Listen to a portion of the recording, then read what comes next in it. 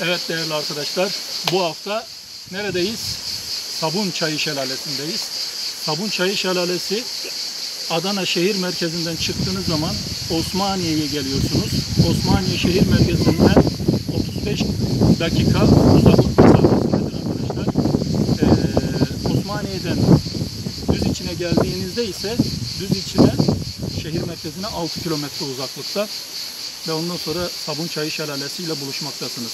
Dilerseniz şimdi Sabunçayı Şelalesi'ne doğru gidelim. Arkadaşlar buraya geldiğinizde ziplin de var aynı zamanda. Fakat ziplin arıza nedeniyle geçici süre servis dışı kalmıştır. İşte yazdığı üzere. Devam ediyoruz.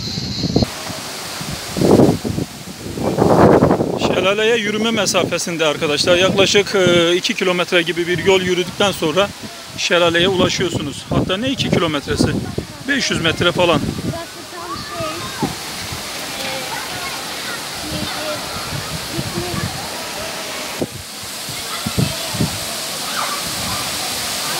şelaleye yaklaştık arkadaşlar. Şelaleden bir harika görünüyor. Mutlaka gelmelisiniz arkadaşlar. Burası güzel görünüyor. Evet arkadaşlar. Gördüğünüz gibi burada yol yok. Burada mı? Dikkat edin, buraya gitmeyin.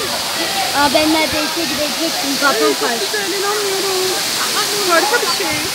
Evet arkadaşlar. Evet değerli arkadaşlar, işte meşhur Sabunçayı Şelalesi. Yaklaşık 10 metre yükseklikten akmaktadır burası. Filme konu olan bir sinema çekildi burada.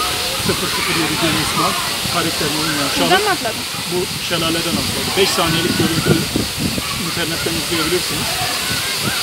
Düldül Dağı'nın eteklerinden çıkan bu su Ceyhan Nehri ve Aslantaş Barajı'na dökülerek gitmektedir. Anlatacağım bu kadar. Gelip görmenizi tavsiye ederim. Güzel bir yer. Muazzam güzel bir yer. Serin.